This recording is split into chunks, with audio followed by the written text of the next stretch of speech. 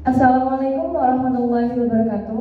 Waalaikumsalam warahmatullahi wabarakatuh. Let me introduce myself. My name is Verta Arta Ramadhania and my student ID number is 230301004. I am from the Agribusiness Study Program, Faculty of Agriculture, University of Muhammadiyah Jember.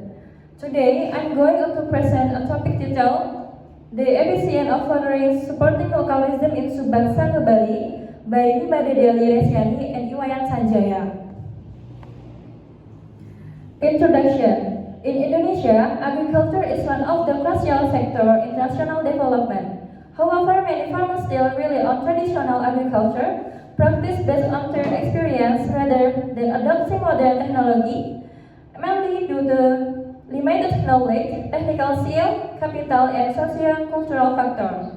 In Bali, this traditional approach is reflected in the Trihita Karana philosophy, which implies harmony between humans, nature, and God. The Subak system embodies strong communal values such as mutual understanding and cooperation in regulating irrigation for agriculture as climate change affects water availability, especially during the dry season. Water shortages have become a significant challenge for Subak farmers, including those in Subang Sana Gianyar, Bali. These farmers practice intercropping with rice, chili, and tobacco, but often face difficulties in maintaining irrigation. 3/4 study aims to explore how local wisdom in Subang Sangha Bali respond to water scarcity and how efficient water use and crops choice can support agricultural sustainability under changed environmental conditions. Object: this study aims to explore the adaptation of Subang Sangha farmers in response to water availability and cropping patterns. Especially, the objectives are: the first is to identify the local wisdom in Subang Sangha, Bali, and second, to evaluate the effect of irrigation water frequency on pests and design outbreaks and tobacco yield. And third is to analyze the efficiency of irrigation in rice plants under chill tobacco intercropping system. And the last is to assess the feasibility of tobacco farming to support food sustainability in irrigated lands. The next is research method. A field experiment was conducted from April to September 2019 in Subang Sangha, Ketewal Village, Gianyar Regency, Bali. The research involved interview and discussion with community leaders to identify local wisdom. Demonstration plots were established to evaluate the effect of irrigation frequency on pests and the size of breaks and tobacco yield. The plots also serve to observe irrigation efficiency in rice and chili tobacco intercropping system, random size block designed with 4 irrigation treatments. The next is, what is Subak? Subak is a traditional water management system developed by Balinese farmers century ago. It is not only a technical system but also a cultural and spiritual one. Subak is controlled by a leader called Pakes, who organizes the distribution of water fairly among farmers, and the system is deeply rooted in the philosophy of Trihita Karana, which promotes harmony between humans, nature, and God. This makes Subak not just a method of farming, but a way of life that connects the community to their environment and spirituality. The next is philosophy of Subak irrigation. Trihita Karana in Subang Sangha irrigation. Trihita Karana means three important to make life happy and balanced. The relationship between people, nature, and God. In Subang Sangha irrigation, and here are some examples. The first is relationship people and God. Farmers often pray and hold ceremonies at the Subak temple to ask for blessing and enough water for their rice fields. And the second is people and people. Farmers work together and discuss how to fairly share the irrigation water so that our rice field get enough water. And the last is people and nature. Farmers take care of the forest terrace and water source, the water flows smoothly to the fields and the soil stays fertile. And the next is a description of the Subak Sanghi irrigation system. Starting from the opening of it, used to the tradition after the irrigation is finished being used. The first is drawing water from the source. Water is taken from a source like a river or spring using a small dam called pangalapan or empelan, which help control and regulate the water flow. The second is a water inlet channel to Bungas, and water flow into the system through an inlet channel called Bungas or Buka, which acts as the entrance to the Subak irrigation network. Third is water distribution through the main channels. From the Bungas, water travels through a main channel or pelabah besar, which then split the water into a smaller branch channel. And four is dividing water to members. Water from the main channel is further divided into smaller channels to irrigate the rice field of Subak members. Water is distributed fairly based on the size of each rice field and mutual agreement among farmers. And the fifth is shared management and maintenance. All Subak members work together to maintain the irrigation channel so the water kept flowing smoothly and doesn't leak. They also the routine checks metallic to make sure the water distribution meets everyone's needs.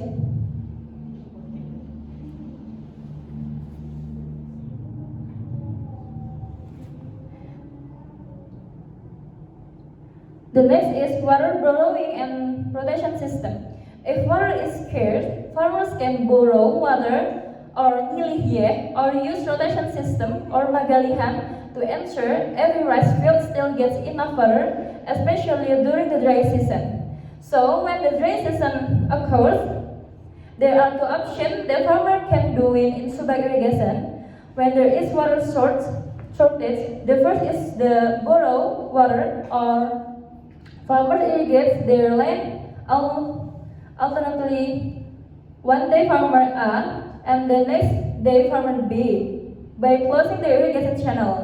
And the second option is crop rotation, where farmer alternately plant different commodity and one group of farmer plant crops that require a lot of water and other farmer plant commodity that require little water. And with this second option, farmers do not need to worry about the risk of crop failure due to limited water volume. And the last is ritual and ceremony at the Subak temple. Besides the technical system, the Subak community holds ritual at the special temple or Pula Ulun Carik to pray for blessing and fertility. This practice follows the philosophy of Trihita Karana, which promotes harmony between human, nature, and God. Subak Sangha as a case study. Location in Gianyar, Bali area. Subak Sangha is perfect example of how the Subak system adapts to modern needs.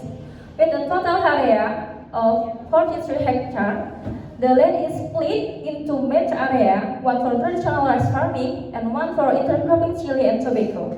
This division was done as a solution to limited water resource due to climate change. The farmers agreed to rotate crops yearly and manage irrigation frequency based on crops need, and this shows how traditional system can still be dynamic and responsive. The next is one of the reasons for intercropping community in Bali using Subak irrigation. Based on the average monthly rainfall data from 2012 to 2018. The dry period in Subak Sangha, of course, from April to October, with rainfall of less than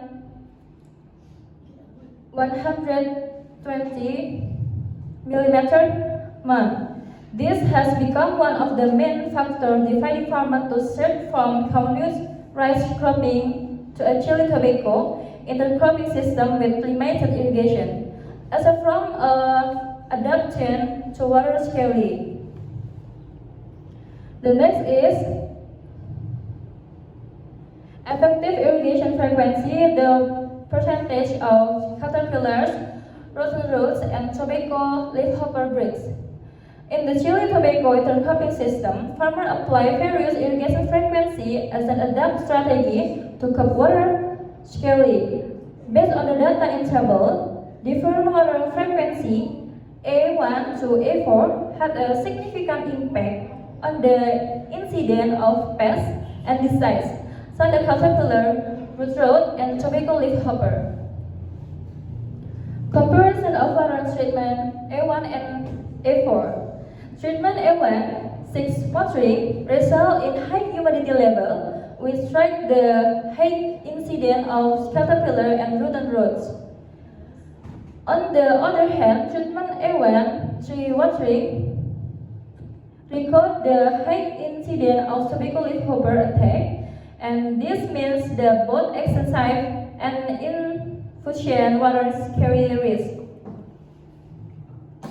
Comparison of irrigation treatment A1, A6, and A2 as irrigation treatment with minimal risk. In the chili tobacco intercropping system, farmers apply various irrigation frequency as an adaptive strategy to cope with water scarcity. Based on the data in table, different water frequency A1 to A4 had a significant impact on the incidence of pests and disease, such as caterpillar, root rot, and tobacco leaf hopper.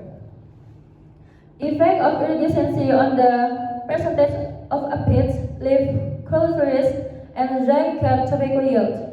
In table 2, the discussion focused on how irrigation frequency affect aphid intention, tobacco leaf curl virus, and the yield of dry cold tobacco.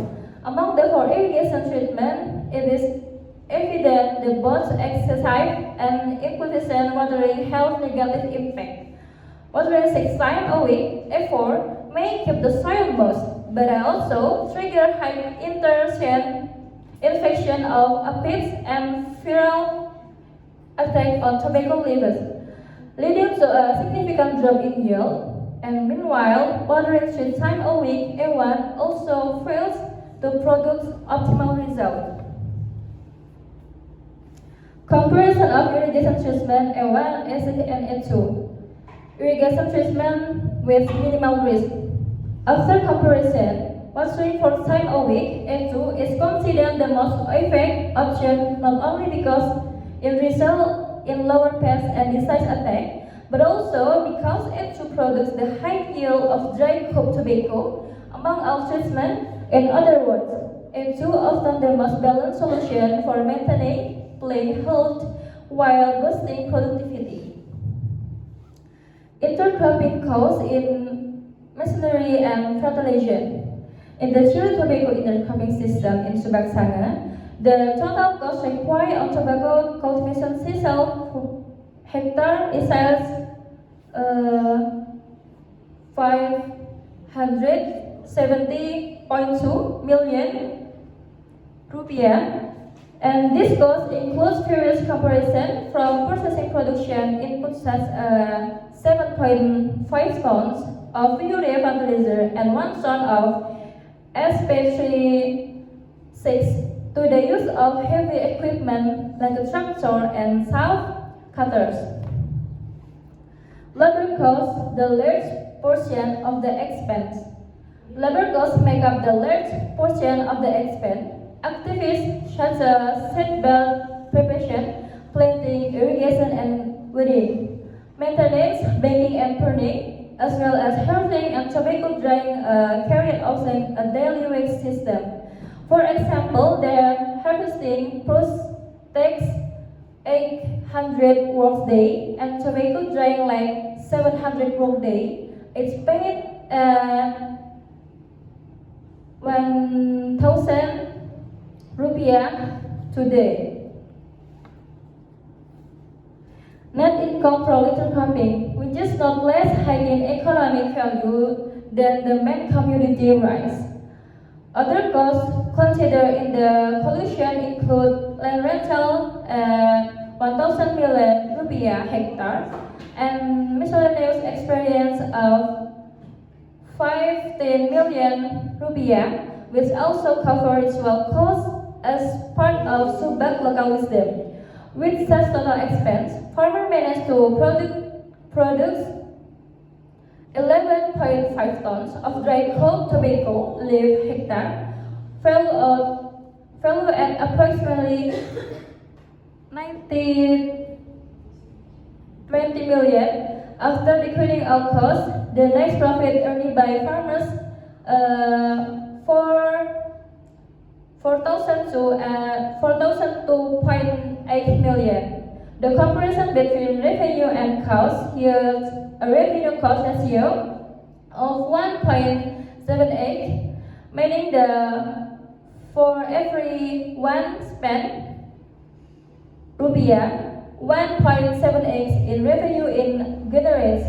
In other words, this farming business is profitable and feasible to pursue. And the last is conclusion. The Subak system, especially as practiced in Subak Sangha, represents a harmonious blend of traditional, community, and smart water management. It shows that local wisdom can still offer solutions to modern problems like climate change and water scarcity. Through careful irrigation shielding, farmers not only maintain high yield but also reduce environmental risk. Subak is proof the tradition and environment can go hand in hand. Also, there are several obstacles in the irrigation of Subak Sangha Bali, especially in Gianyar. And yeah, it is not a serious obstacle in the formal process, but it's one of the doors to other income, especially to increase the economic value of farmers in Bali.